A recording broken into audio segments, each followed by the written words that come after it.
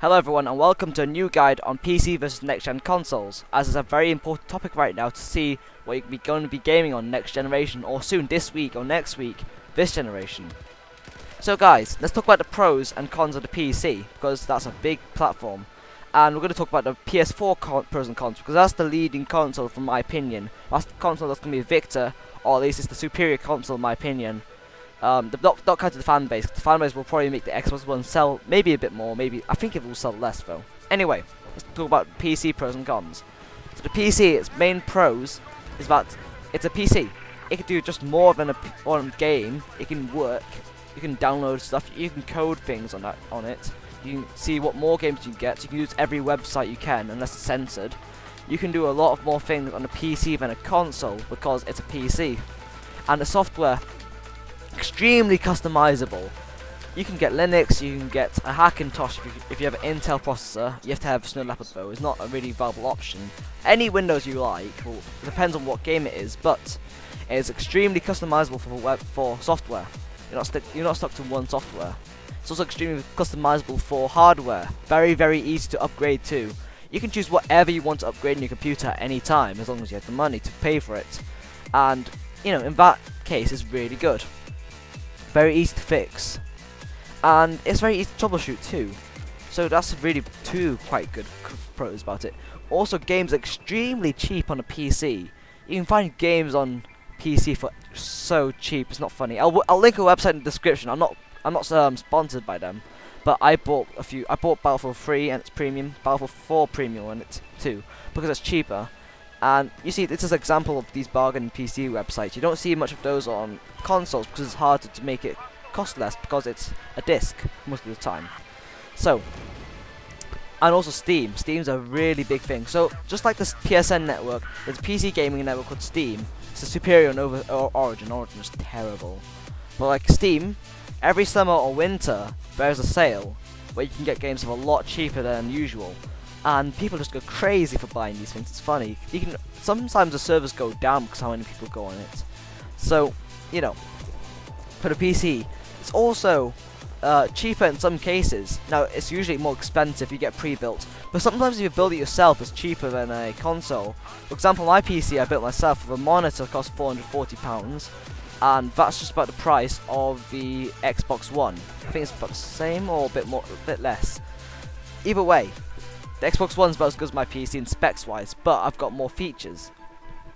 And I've got a monitor too, because the monitor's not included in the Xbox One. So it can be cheaper, and I can upgrade this computer whenever I want. I'm planning to upgrade it next year.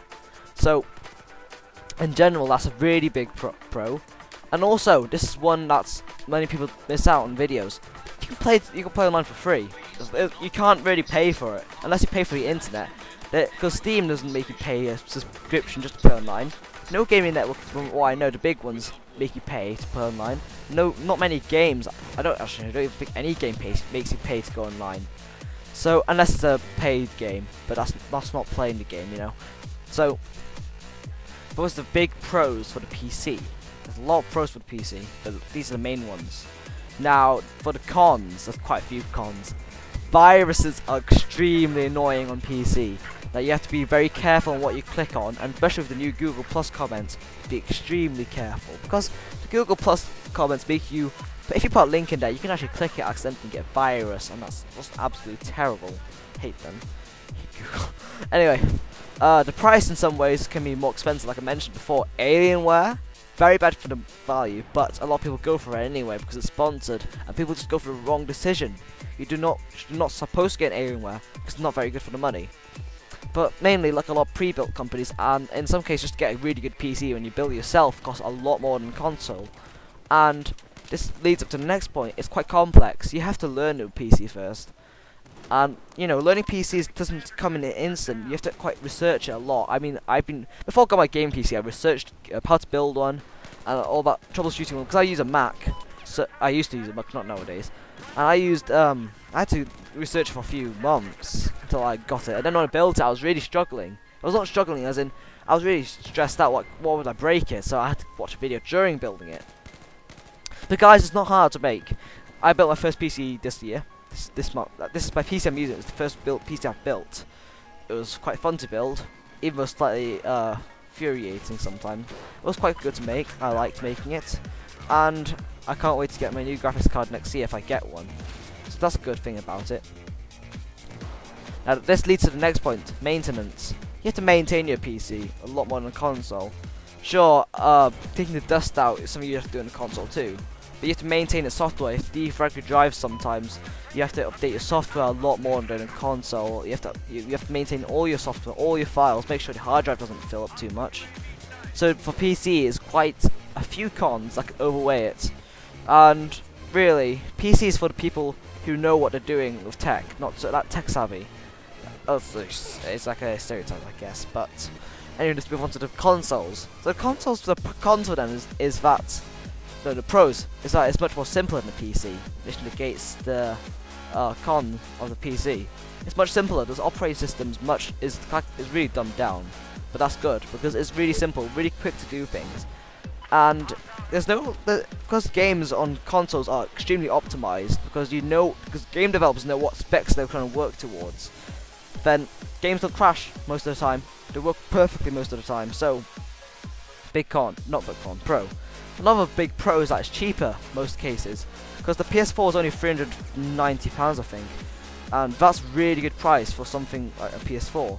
Like really good value right now. Later on won't be, but you know, like I said, it's cheaper in most cases, and they're a lot more popular with children because it's teenagers or people that are not adults, because it's harder for them to get a PC, so to get a console, and I respect that opinion.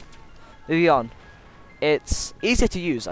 Now, I've said that before, but as in, it's much more simpler. The start button is a start button. It's not really much you do. You just turn it on, you get your game menu. To play a game, you put your disc in, or instantly loads up the game in your games library, and like PC where you load up Steam. Setting up your games is easier. You just put the disc into it, or just download it, you know? It's much more simpler than on PC.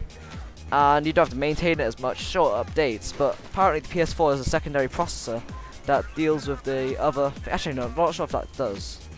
But either way, updating your software on the PS4 is much easier. And I'm using a PS4 here because the PS4 is the superior console, in my opinion. I think I've said that before. Never mind. Cons for the PS4. It can only game. You can't really do much else with a PS4 apart from maybe go on YouTube, maybe, but it's not very built for that. It's not as customizable as a PC. As in, you can upgrade it, but I don't think you can upgrade it yourself. I think you have to send it to Sony to upgrade it. And that means it's hard to fix too, because you probably have to send it to Sony too to fix it. And you can't fix it yourself, because Sony uses their own parts, and you know that. Games on the PS4 are less cheap. They're more expensive, definitely, because they're discs most of the time. And if they're not discs, downloads are usually done by official companies, and they don't charge any disc counts. They usually charge at full price. And sometimes even more, sometimes I've seen.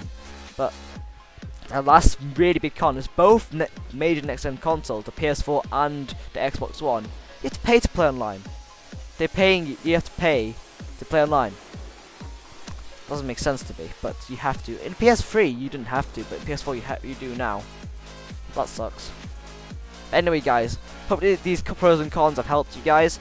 And if you didn't know, this is a lead up to my PC series where I'm going to teach you guys how to how to do the PC gaming basics, because people will be switching to PCs soon because of the next gen consoles. They may not want to get one, so to get a gaming PC. So guys, if this video is very informative for you, or if you liked watching this video, please subscribe, leave a rating, comment, and I hope you have a good day. Good night.